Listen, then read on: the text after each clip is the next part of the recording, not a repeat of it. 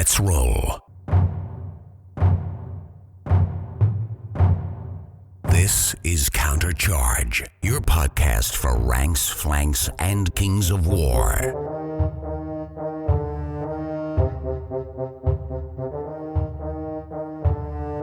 Join your hosts as they delve into the world of Panithor and bring you worldwide coverage of all things Kings of War. Welcome to Countercharge, episode 788. And for those G.I. Joe fans out there, you know if you don't. I'm Rob Enough. And I'm Matt Croger. 788 just happens to be our June monthly Fireside, minus our favourite Gautama Buddha, Jeremy, who's busy preparing masters and I think family holidays maybe this weekend. But we'll probably have a quickish one for you today because we didn't have the enormous levels of engagement on the monthly post this week, did we, Rob, that we've had on some of the other ones? It must have been controversial enough. We definitely didn't have the mass quantities this time. Absolutely. Well, why don't we roll straight into our community update? What's been happening locally for you, Rob? Not that long post Kings of Memphis. One other thing about the show that's interesting is that we've now been doing the Firesides consistently for over a year, right? The first one was May 2024. So to your point, yeah, Kings of Memphis is down and dusted, and it was a great time. We ended up with 27 players, so we had one drop. And I was playing, and I have made the decision that if I don't have a spare player next year, I'm not running the event. It's just too much. That being said, I've already been thinking about tweaking the bards and also what points level we're going to run next year. But 4th edition's somewhere on the horizon too, so that's probably going to definitely temper my proactiveness. I don't want to make a bunch of plans and then have 4th show up and it's something completely different. Yeah, and then locally, we've been playing a little bit of Champions, but I will say it's kind of been a bust, right? We tried to run learn to play sessions over the last 3 or 4 weeks and really got no traction. And in terms of the existing Kings of War community, they don't really want to play Champions. They just want to play Kings of War. It's going to be interesting to see if this thing's got legs. It's pretty much dead here at this point. Now, Halo, that's another story, right? Halo's been going like gangbusters, and we're not too far away from, in the U.S., getting the Banished box, because that's been released now, and we've been seeing some of those videos showing up. And community-wise, we're also gearing up to run a monthly Armada League. I've got some Elves base-coated, and I broke down and bought a Dwarf fleet, too, because there's something about painting boats that have no sails. I'm a big fan of that. But what about you? Well, we've got a ambush tournament coming up here in a couple of weeks. We've got Jats running that, and he's been putting a lot of effort in, as he always does. I've seen some of the so he's got special rules for every game, which are based around Canberra themes. So there's an item that's that he's printed that represents the famous sky whale balloon that ran in Canberra, which is the ugliest hot air balloon you've ever seen. And also he's been doing the bus shelters in Canberra are a bit of an iconic design, and so he's been getting those painted up for in-game, but then also a couple painted up for trophies that he's had Patch Adams doing some graffiti artwork on, and man, they look good. That's right in his wheelhouse. Yeah, so they look amazing. I'm looking forward to playing that. League of Rortia review has released, finally. We've just got to wait on the Ogre review now, don't we, Rob? Kind of becoming a bit of a joke, right? This is the new Alex Coos. Member of the Coosian Society. Yes. And you and I have talked about that maybe, just maybe, we'll put out a Ratkin Slaves review, but so that might be coming out. And I just think across the community, it feels like things are pretty flat at the moment. Perhaps people waiting for 4th. We don't really know what that is, but I tell you what, it will not surprise me if it ends up being this year, and it won't surprise me if it's rushed. That would be consistent with every other edition release that's ever happened.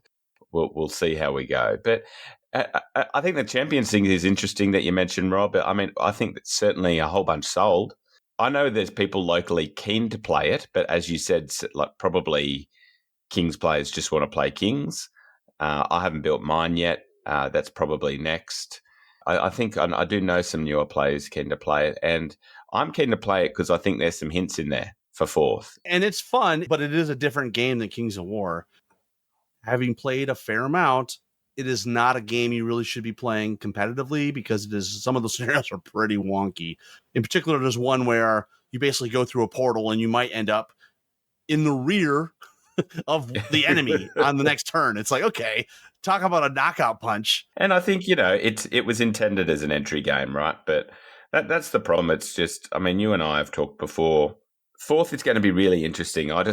It comes down to, I'm not sure it's even, I mean, some of it is absolutely a Mantic problem sometimes, but I wonder if some of it is a ranks and flanks problem. So is that a desirable game system for people that aren't already playing ranks and flanks anymore? And I'm not convinced that it is.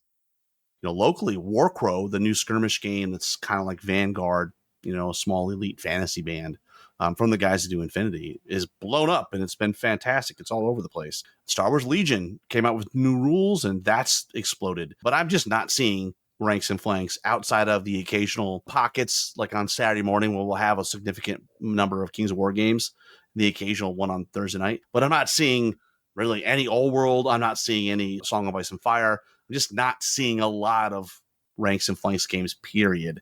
In the modern scheme of things, I think people are looking for fast playing, low model count games.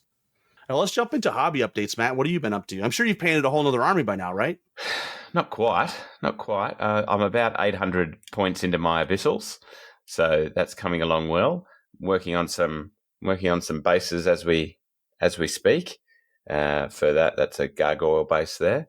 So I've just got to get those done. So once I've finished these bases, all the bases are done for the 2300 of abyssal. Actually, it's a bit more than 2300, and so that's the basically the back of that is broken, and then I'll move on to some other things. I need to figure out what I'm going to do for Zazusu, because Zazusu is a special warlock. There's no model for it, and the warlock character already is like reasonably standard. Like it's not easy to make look different, right? So I don't know what I'm going to do, and to be honest, I don't really know the difference in the fluff either. So I've got to have a good look at that and just see. But I finished my my rock star, my guitar player. What's his name? Lord of Lies. Lord of Lies, yeah. I'm looking forward to having a bit of a play with those on the table, because I haven't put the abyssals on the table because I'm waiting for them to all be painted. After that, I think I want to move on to just a Empire of Dust that I call I'm Superworm, and it just has a bunch of worms. And I think I just want to do that quickly. I just want to 3D print it, get on the table, one list, and just have a play around with that. What about yourself? Yeah, for me, before Kings of Memphis, I did a bunch of terrain. I painted up some Halo terrain in a blue and white color scheme that matched the neoprene mat. But, after Kings of Memphis, I haven't done anything in the last couple weeks. In fact, my Champions company sits on the paint desk, so close to being done. All I had to finish is the Knights. They're like 80% done. At Kings of Memphis, I played my Goblins, and I had a couple games since then, locally that I've been playing the Goblins. And you know what? The Goblins are fun, dude. I don't know. They're just a fun army. I keep thinking about Goblins because the Mantic models are so good too, the new ones. Foreshadow a little bit. The July Mantic Vault offering has got me just drooling at the mouth. Yeah. But yeah, so I'm really itching to get to paint some more Goblins, and in fact, we should jump in and talk about how are we doing with the hobby commitments. And I'll just say terribly, except for I did get my Abyssal fleet completely done. And then I decided, well, why not? I'll assemble and paint the Elf fleet. So I've got those all base coated and on the table. Still need to paint 2,000 points of GCPS and 25 points of a different Kings of War army. And I'm still thinking that's going to be Night Stalkers, but I'm just waiting for that inspiration to hit me of how I want to paint them. How about you? Well, I think the thing for you, Rob, is that you've probably done more hobby than anyone. It just hasn't been what you stated at the end of last year. Yeah, that's true. That's true. I will say, and I should shout out, it was really fun to have Chase. So he got to take the table home, and everybody enjoyed the table, and it was super cool. So that was kind of like the payout in the end of a long hobby process. But you're right. A lot of what I've accomplished is not on my list. If I get everything else done, then I can laud over you guys and go, ha, ha, ha, I completed all this, plus all this. If I don't get the goals that I've already stated complete, then the extra stuff really doesn't matter. Don't worry, though. Still got 6 months. I still got 6 months. Well, and you've still got a significant lead on Jeremy. Let's be honest. Jeremy's not going to finish, right? Come on, he said, this is definitely achievable. I'm definitely going to have my first Mantic army. We shall see. We shall see. So for me, I've the back is broken for me. It's the Abyss is not far off done. The Firefight's done. The 500 points of Halflings are done. It'll just be the 1,000 points of another army. And then, to be honest, I'll keep going because I need to get some of I've got the all-in set of champions just completely unbuilt. I'm going to give the Abyss away to a local player that they can just have it because I've got enough Abyss models. Yeah, I want to get in and build a couple. I want to start with the Bosalians and build them up for that. I'm looking forward to playing a bit of Champions, so I really got to get cracking on that. They don't take that long to paint, I'm guessing, Rob, because it's only 3 units or whatever. I mean, the best land box is like 26 models. It doesn't take that long, especially if you can airbrush or rattle can the base coat down. Yeah, and then just go over it from there. So yeah, it's pretty fun. Well, with that, let's take a quick commercial break, and on the other side, we'll get back in and chat about feedback and engagement. We'll be right back. Hello, I'm Daniel King from the Kings of War Rules Committee and current UK national champion, and you're listening to Countercharge. Welcome back to Countercharge, and just as a reminder, if you want to help the show grow, please subscribe and leave us a review wherever you follow the show. And if you really want to help the show, share us with a friend. And let's just talk about a couple comments on Spotify from episode 783, last month's Fireside Chat. Batman said, "Good episode. I didn't realize so few people commented. I hope that 4th is able to bring interest back to the game in my area. So many old guys who are simply too busy or sick to play anymore. With Cool Mini or not dying, I'll certainly be pushing it to the A Song of Ice and Fire players once they have nothing to play. Some ideas presented, like no disengagement from the higher unit strength units and shield walls getting a defense boost from halting, are thematic and hopefully can help my much loved blocks of dudes." I can totally understand what he's saying there, Matt, about 4th edition sort of lingering out there. It sort of hampers people's motivation because you're like, well, I don't really want to commit to a new army until I know what their units are going to have. This always happens, and it doesn't matter what game you have. I mean, it happened when we played Warhammer. It was the same thing. Like when you knew you were a couple months out from a new edition potentially. And then maybe that's the problem, right? We really don't know when it's coming. There's speculation. It's the fall. It's early 2026. What would you be betting on, Rob? Well, there's two sides of me. The business hat side, the guy that's like financially smart, would say early 2026 to make sure you have the time to play test everything. Make sure we don't have the spelling errors and grammatical errors that are prone to a lot of their books. The other part, though, Ronnie likes to make a buck quick. It won't surprise me if they rush it out. I just hope they don't rush it out to the detriment of the rules themselves. It's funny because I think you could argue that the way they tested command orders sort of could be a precursor to this same problem, right? Like they had a good idea. They wanted to see if we could get these to work in the game, but they didn't really give it enough time to really sort of bake it in a little bit better, right? It was very tacked on. And, the community's kind of said, we'll wait till 4th, see what they do with it then. But for now, we're not going to play, any tournaments. And I know in Australia, that's maybe the opposite way. You guys are using a lot of command orders. It's variable. I'm not convinced. I'm not sure. Not sure what we'll do for Clash, to be honest. I'm not sure at all. And then we had another comment from John Paul Fuller Jackson for episode 785, which is the event special characters. He said, "Excellent discussion of event special characters. Now I'm thinking, how many more crazy ones can I add to future events? Interesting to note what not to do as well. Thanks, Gunner Charge." Well, with that, let's jump in and talk about Mantic news. I think the only really big thing that we should mention is that the Banished box for Halo has been released. There's been a bunch of videos that have showed up on YouTube. So if you're interested in Halo and you're interested in that next wave, you should definitely take a look. Let's jump in and talk about the Mantic Vault. And obviously, we're recording this in early July, and this is the June episode. So we're actually going to talk about both June and July.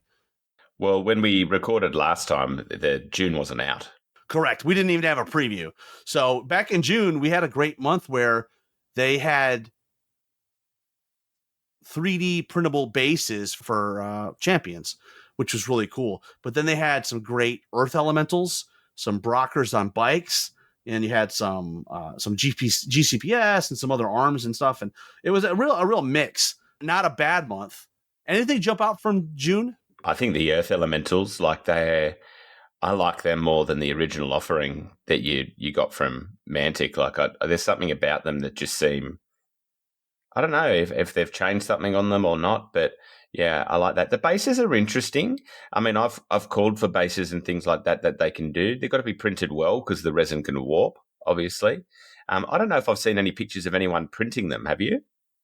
I have not. What's interesting though, when you look at the bases, it's got a lot of the same architectural elements that you find on some of the champions bases.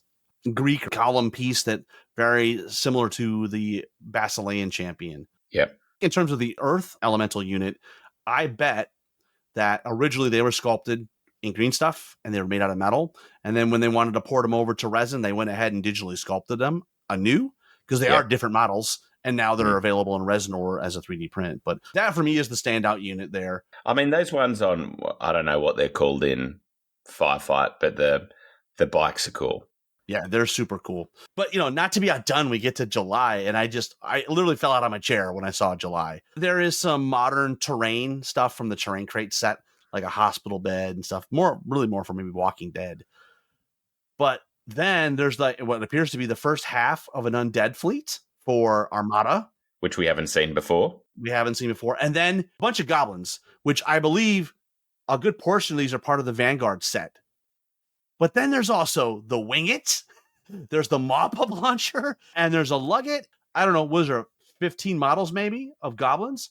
I am just really excited about these models. And this more than anything, Matt, has really got my hobby juices flowing because I'm like, it may be time to paint some more goblins. Yeah, I'm surprised. I'm surprised the Wing It makes it in there because it is such a good model. It's one of my favorite models, I reckon, that they make. I have 2 of them in my army today. Any goblin general that's not a dumbass will obviously have 3. I will take this guy and maybe I'll digitally change the wings a bit, maybe fold them up or something to just make him look a little bit different. Because on my 2, I have the drivers the same, but the guy in the front, I used one of the different spellcaster models to he's shooting a fireball. You could do something like stand one on the front of it, right? That one with the spiked club. You could stand it on the front of it or something like that. You bring up a good point because a bunch of these models are available now. I could probably cut them in, a slicer and really pretty easily modify them to ride or stand on that thing. But I still like the old style goblins from Warhammer back in the day, the Kev Adams, like the really old looking goblins. But man, these are my favorite goblins of all time. They are just so great. These are just about the best goblins on the market, I reckon. Some of these guys I don't recognize, like the guy with the bow or the guy with the spear. There's a couple different hand weapon shield carrying guys. I mean, some of these are like the trapper and the dog, and there's a couple other guys that are definitely from the Vanguard set, but some of those I'm not so sure. Well, the other thing with Mantic and their goblins is that not many other, if there are other rank and flank systems that have them, they are more Warhammer-esque in that they're a part of another army. They don't have this standalone thing that Mantic has with their goblin. I think is another thing that sets them apart, because you get that whole army of that character instead of part of an army. Goblins in Panathor, they are not the comical goofballs, guys that blow themselves up in Warhammer like back in the day, right? Like these guys are lethal, man. If you don't know about it, read Rob Berman's book. I mean, Ascent of the Goblin King, fantastic read. And you really get inside the crazy mind of the goblins. So we didn't even talk about the best thing that they're giving us this month, which I was like, wait, what? I assume you're talking about the mule, Rob. And people are going crazy for it. There's comments everywhere. Is that a mule? They're giving us a mule? I mean, I guess it's because it's PVC and maybe they're just trying to phase that stuff out, that it makes sense to just give them the STL file. But that's super cool, right? Like that's going to help the GCPS players and the Plague and some of their factions that have access to mules. You're going to want to hollow out that bad boy. That's a great question because the model itself is pieces, right? You put it together. At some point, they gave us the bits to modify the mule, right? Like the different guns and stuff. Funny story about 3D printing. I don't own a 3D printer. Turns out my new department that I'm running has a 3D printer. Resin or it's a Creality filament printer. Somebody made a Peach of Jesus statue that was made a few years ago to be like a sports trophy. And I'm like, that's the only model I had in my inbox. So I was like, oh, why don't we print this? And he didn't scale it down. So he printed it full size. Like 2 days later, it's still printing. I'm like, good Lord. On Monday, when I get back to work, I'm excited to see it off the printer. Hopefully it hasn't failed halfway through. I hope not, because that's a lot of time to be wasted. Well, let's get into another commercial break on our side. Let's jump into the topic of the month. We'll be right back. I'm Grant Alexander from the Bexley Reapers, and you're listening to Countercharge. And welcome back. So our topic for this month was, where do you draw the line for unpainted and count as armies at 2-day events? So we got some good engagement from the cheap seats. You know, Rob, you came up with a little bit of artwork for this one that some people got and remembered, I understand. Yeah, so there was a couple pictures. I had one picture where we made the aeronauts were basically your famous air whales. Yes, sky whales. Sky whales, right. So there's some sky whale aeronauts, which a few people commented on. But the best picture, definitely a deep cut, but I had this ogre, kind of looks like Shrek, and he's holding a tree, and he's saying, I'm a tree man. For the old timers that were at the first U.S. Masters, they got the reference, including the person that it was poking fun at. So super cool on that. Well, let's get in and share what you guys thought. We'll start with Matthew Temple. He says, I'm okay with both. I want to encourage new players to show up and play. As long as I can tell what units they are, bring whatever. That being said, in the area I play, paint scores count for a good chunk of points in our final standings. Showing up with an army that is unpainted or not well put together will make it impossible to win best overall. That's an interesting comment, Matt. Paint at Kings of Memphis, it's 30 points out of 190. It's not a huge part of your score. The fact that if you come with an army that doesn't do the basics like, do the units look like what they're supposed to represent? Are they fully painted? Well, then you do take a little bit of a hit. And at Kings of Memphis, we require painted armies because people are traveling a fair amount. One day, 100%, whatever works to get people in the doors. But on a 2-day event, it's a different animal. What do you think about, Matt? Yeah, well, I think it's important that you qualified the 2-day event, right? I don't think they have to show up. I think that's where you've got to have a punishment system if they don't, you know, whether that's in terms of painting, like in terms of scoring. I think Matthew makes a good point bringing painting into it. Like, I'd probably prefer to play a proxy army than an unpainted army. I mean, to be honest, without a heavy punishment system, I think very few people turn up with unpainted armies anyway. But like you say, even if there's one, and then it's even worse if that person's doing well. and that's probably the whole point, right? For the one of the reasons, other than spectacle, that things like painting scores and things comes in, doesn't it, is to stop those uber competitive players just taking the piss and, you know, just putting whatever they want on the table. Because I think that the proxy thing has come about from this kind of belief that, oh, well, if the base size is right, it's good. And so if the base size is large infantry and if there's fewer models that are a little bit larger, then of course that represents large infantry in the army. But there's times where, you know, it's absolutely not good enough. At Kings of Memphis, one of the best painted armies there had several proxy units. Tom Annis is a big fan of Wranglers. All right, so next up, we've got a comment from Max K. Allowing unpainted armies is a good way to reduce the barrier of entry and encourage new players. But having an event full of beautiful armies is also a good way to attract potential new players to the game. So it depends a bit on the motive of the TO as well as the location. Thanks for telling us nothing, Max. To be fair, though, he brings up a good point, right? Which is unpainted armies does reduce the barrier. But like as a TO, I would provide it in the army. That's not a problem. Again, though, I think that's also, Rob, the difference between marquee and maybe one-day events, right? One-day event, we have unpainted models. Heck, Andy will come and have bases. This is the Lord of Lies written on the base, which is fine. If you're just playing in one-day events, you know, and you're really just there to learn or you're there to just practice and get reps in with the army, it's totally fine. Something you alluded to there is communication is so important. So if a new player wants to come, you offer them an army. If they're like, I'd really like to play with my models, then, you know, perhaps you allow it, but at least they've communicated with you. It's when people turn up with assumptions, right, with their proxies or whatever. If you haven't even bothered to, you know, see if it's okay, you can get whacked with the hobby stick as far as I'm concerned. 2-day events, you're usually going to have, if there's a paint score, it'll be published as part of the pack. So people should be aware of if there is a penalty for coming to an event with unpainted models or proxy units. You should know going in that you're probably going to take a hit. All right, next up we have Kyle Poole. He says, come play. That said, it's the responsibility of the TO to both establish and enforce the standards they want for the event. Some spotlight events, for example, should be held to a higher standard than a small local 2-day. I would rather face armies with cool stories. I used to have counts as for monetary reasons, so I find it hard to judge others for doing the same or to assume they don't have a physical barrier to hobby that I don't know about or understand. Make your rules, enforce your rules, remove your sleeves, have fun. He says a lot there. One of the things I like too is that even on the 2-day, like you potentially have a 2-day that doesn't have anybody but local players. Well, then maybe that's okay. My 2 days, we're in Memphis and we have people from Arkansas, Eastern Tennessee, Mississippi, Alabama, Ohio, Wisconsin. Those are not small drives. Those are 12, 13-hour drives in some cases. And I understand the financial commitment that makes and time commitment. So for this event at Kings of Memphis, we require painted armies. And if you want to bring a proxy army, we'll actually let you play it. But you're going to lose some points on various painting rubric questions.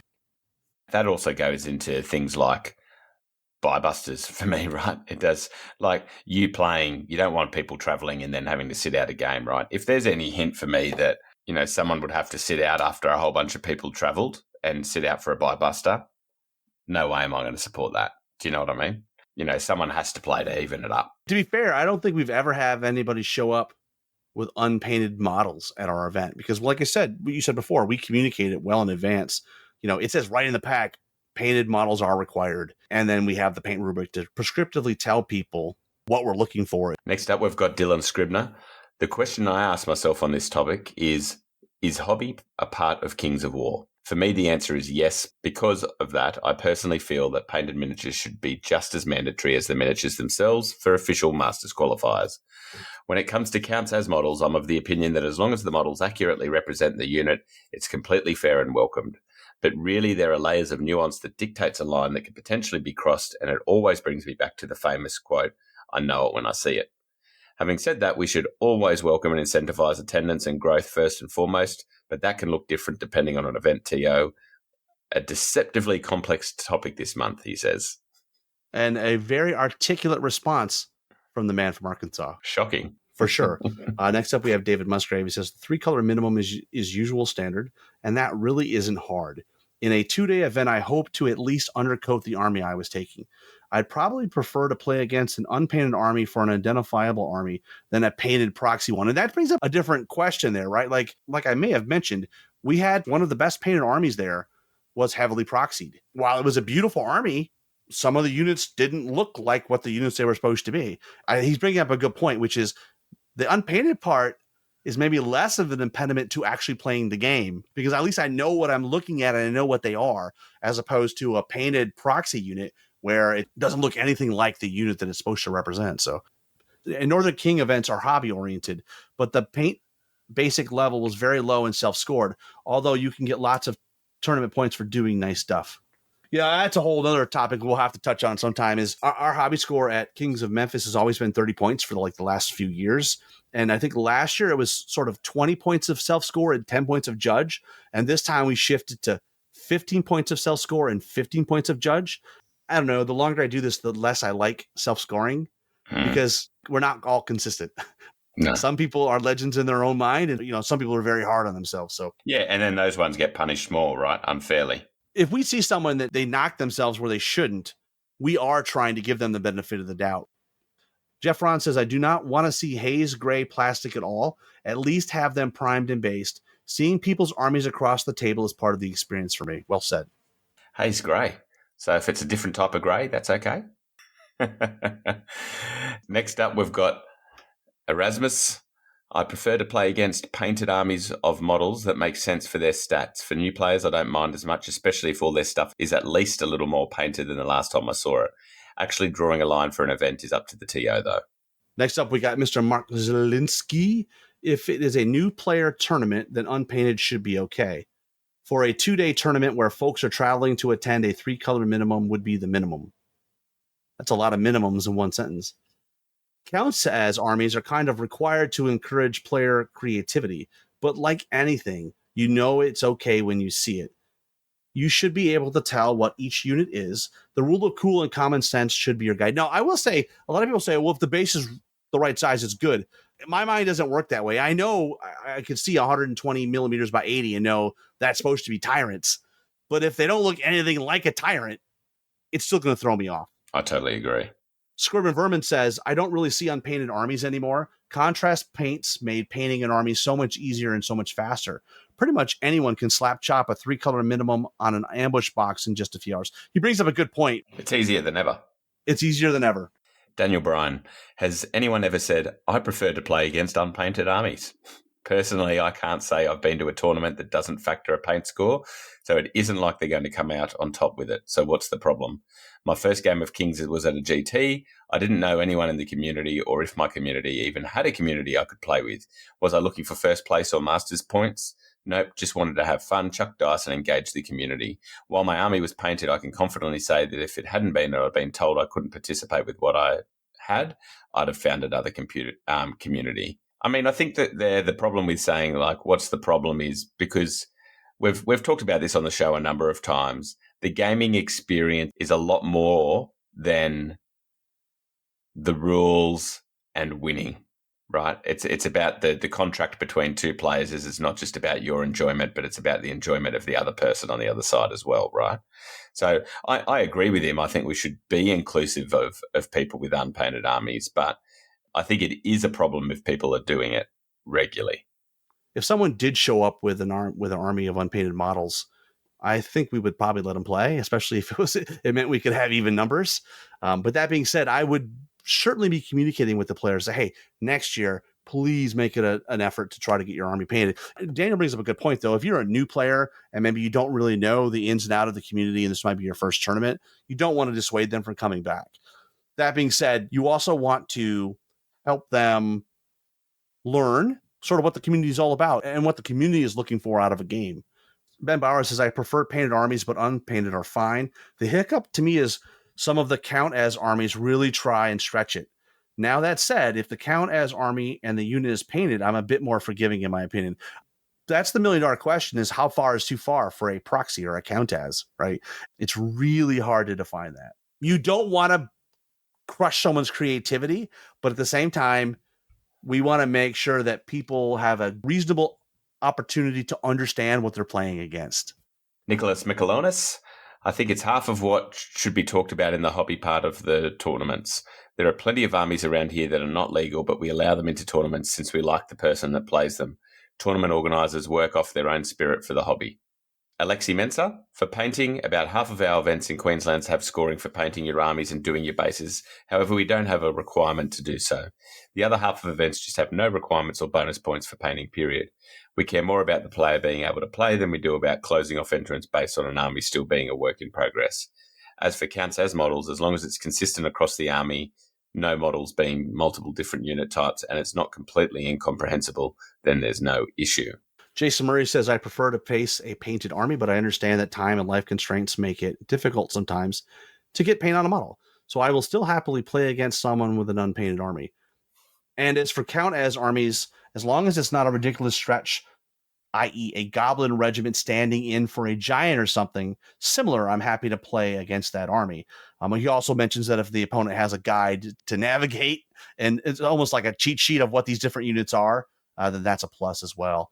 We had an army a few years ago for a Warhammer tournament at Adepticon, was all minions. I think I mentioned this a few times. The whole army was minions, right? And it was a doubles event, and one army was Chaos Dwarves and maybe Skaven, I think.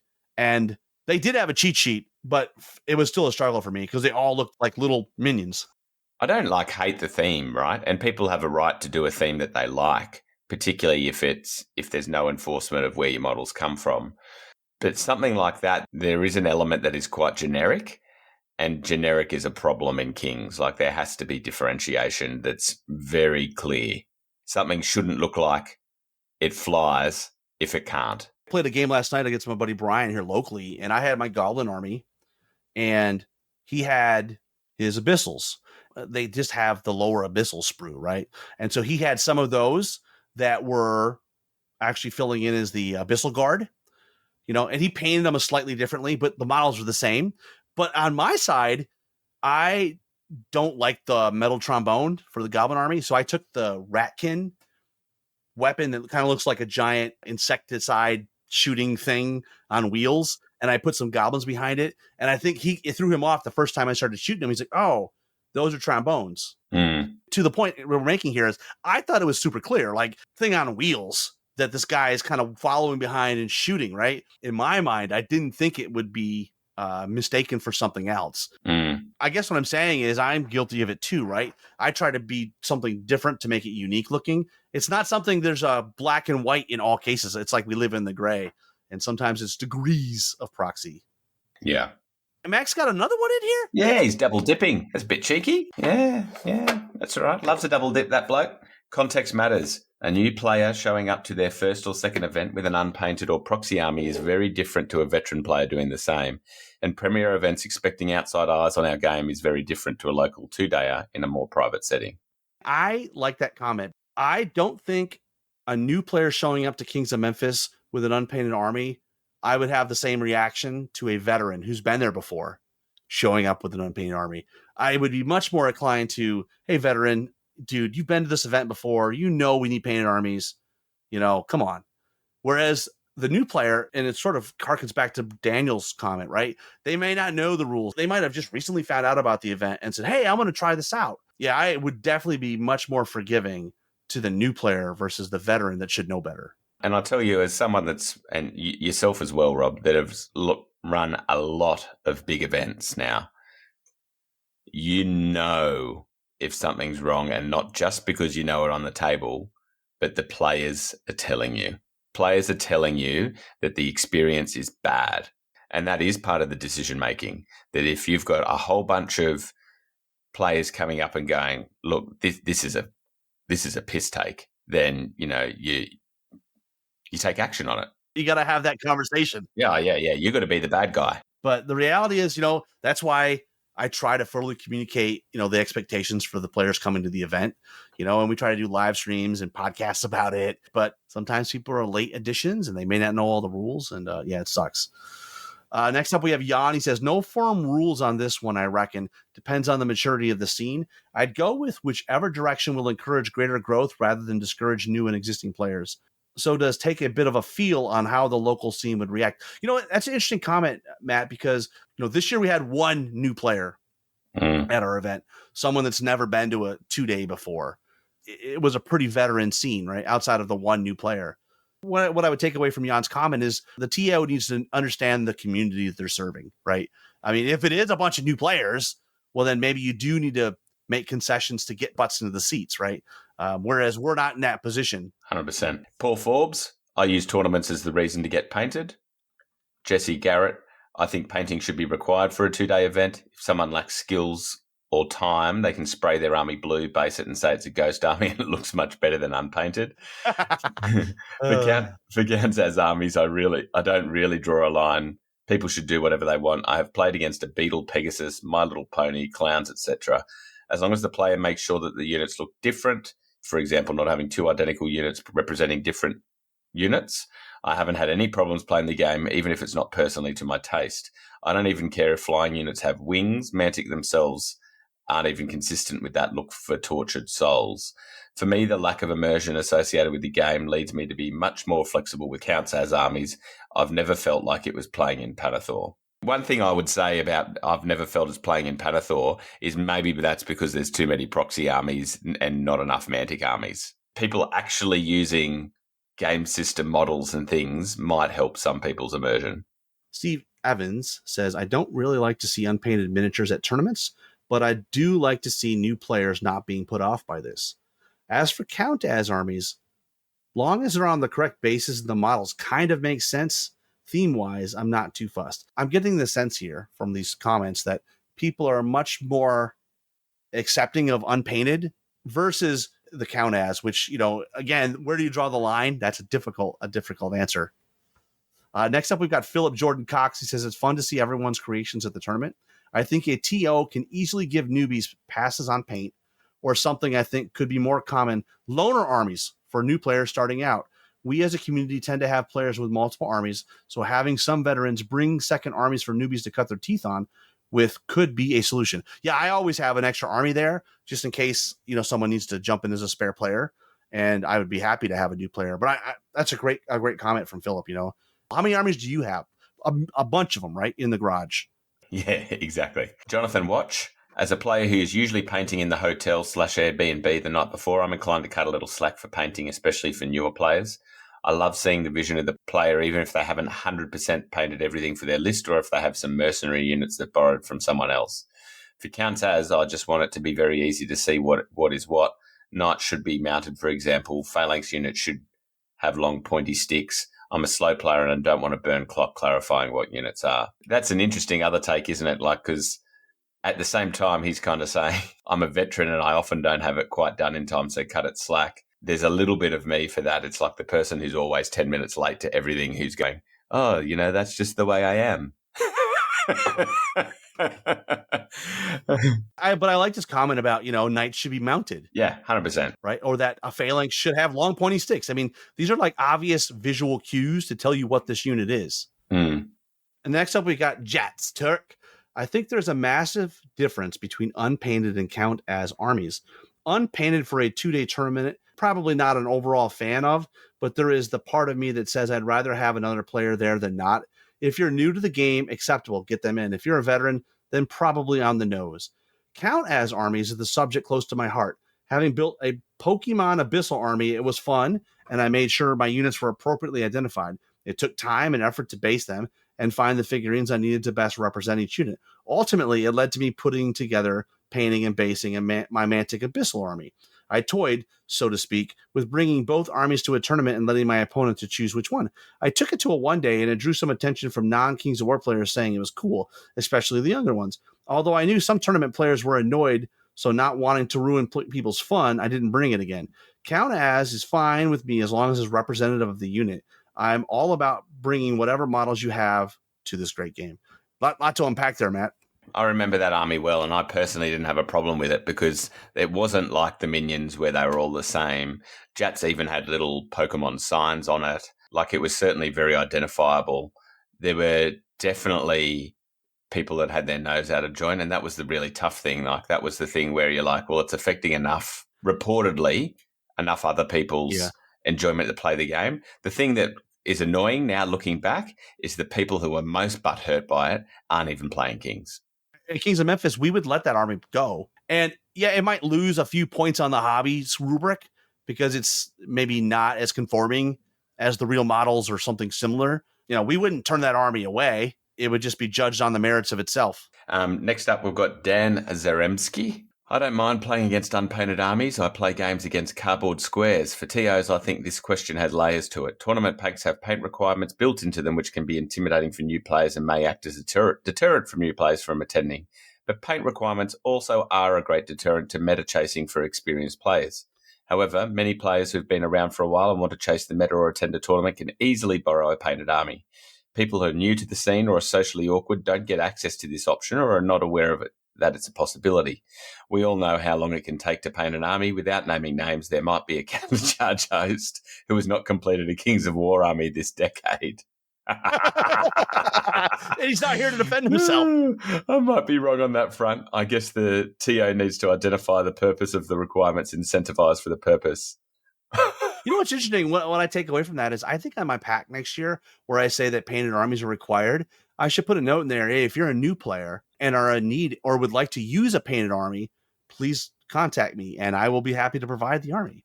Yeah. Next up, we've got Kevin Cook. He says, I think for a 2-day event, you really should have a painted army. It's kind of a big deal for those that paid and traveled to get there. Plus, it's a good aesthetic for the tournament as a whole. That being said, sometimes life gives you a kick in the nether regions and it's not possible to be fully tournament legal painted. It's up to the TO and the tournament committee, if there is one, to enforce the rules and standard. As far as counts as long as the models are a reasonable representation of the models in question and you explain what the unit is, it should be okay. But again, I would defer to the TO if it really bothered me.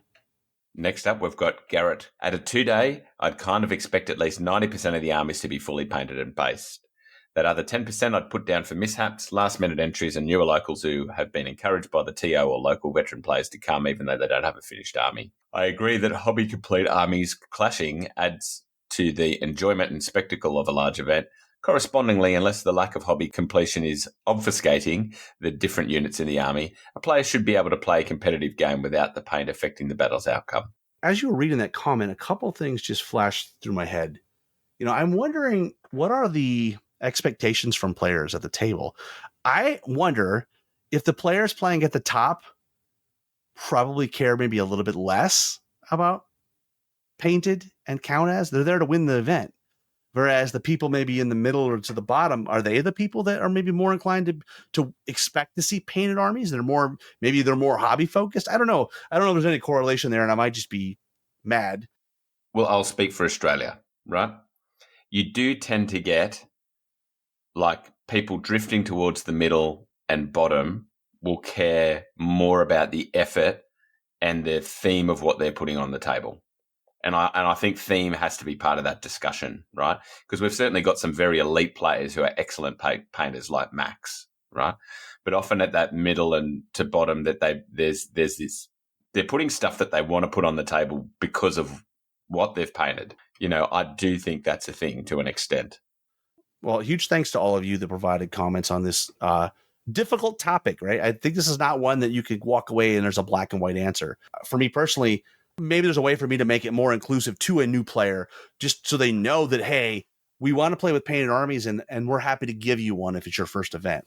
Well, let's do a quick commercial break. On the other side, we will give you some podcast updates, give you the next topic of the month for July, and we'll close out the show. I'm Robbie King, the current U.S. Masters Paragon, and you're listening to Countercharge. Welcome back to Countercharge, and don't forget, you can help the show. You can share the show with the community, you know, on Facebook or on Twitter or wherever. You give it to a friend. Also, you can give us a review. You know, that helps us get found by a lot of new people that are interested in Kings of War. Matt, we are coming up, if you can believe this, on our 10th anniversary for Countercharge in August. It's insane. I was walking the dog this morning and I was thinking, I remember back when we hit like 200 or 250 episodes and we're like, man, that's amazing. I remember I was like, that's crazy. 250 episodes? Oh my God. And now we're coming up on 800. When you introduced the show, that's what I thought. You said 788 and I was like, it feels like yesterday that we did episode 700. Yeah, it's really hard to believe that we've come this far. I'm really curious though, are we going to hit 800 before we get to that mark in August? I don't know. Ooh, in August? No. It's only 12 episodes, bro. We could do it. We're in July. Yeah, but we got Masters coming up. Oh, Masters going to have like 5 episodes, man. Yeah, okay. Yeah, okay. You know, if you keep that attitude up, you can go work from...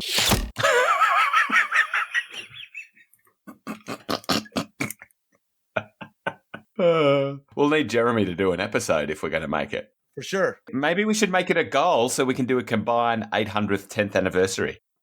In the near future, we'll have an episode where we kind of lay out, you know, how you can contribute to the show. So if you're someone that is interested in becoming more part of our team, helping us with content, you know, we'll have an episode to kind of lay out the ways you could do that. We will do a Kings of Memphis wrap up soon. I'm still scratching my head that Andy won the event. You know, he took this goofy Abyssal army and went 5-0, only undefeated player at our event. So in terms of what's coming up on the podcast, next week we'll have Travis Tim in the List Builder studio. And classic Travis, keeping him on subject and on point is very difficult. So we're going to have a lot of other discussion about the Omaha scene and a lot of stuff that may not be related directly to list building, but it's a great listen. Omaha. In the next few weeks, we will also be kicking off our series on organized play. So we've got a great guest, and we'll have more on that. Ratkin Slaves are coming. Are you a fan of things that shouldn't be on your undies? Here come the Ratkin Slaves. And prepare for a wave of U.S. Masters content coming in August. So lots of great stuff coming. And Matt, you have picked an excellent topic for the month of July. So our topic for July will be, and obviously there'll be a post for you to comment on for this, so just wait for that. What is the most flavorful character from Panathor and why? So in that, I'm thinking kind of how it's represented on the table. What would be your answer, Matt? Prior to the rework, Mikael, when he was on a horse, I used to think, now I'm not quite sure. Green Lady is close for me, is close. Not quite where she needs to be, but close. For me, it's Grupp Longnail, the goblin character with that Street Fighter pose where he's Shoryuken. Yeah. Is a pretty bad Mamma Jamma. He took out a Seductress with an old glass shield because he's got 4 attacks and he's got Duelist, but they're blasty 3. For 4th, Mantic totally need to change some rules to match the model. And so then it can have a special rule called finish them. Yep, so that's our July topic. And I think that does it for tonight, Rob. So I hope you enjoyed the show. And we'll be back next month with the topic. So get those comments in. Thanks for listening. Until next time, keep countercharging. Thanks for listening, and we'll see you next time on Countercharge. Please let us know what you thought of the show by emailing us at counterchargepodcast@gmail.com, on Twitter at countercharge15, or by commenting on the Countercharge Kings of War podcast Facebook group. If you enjoy the show, you can help others find out about it by leaving positive reviews on iTunes. Until next time, keep countercharging. Music is a composition of Kevin MacLeod and is licensed under Creative Commons.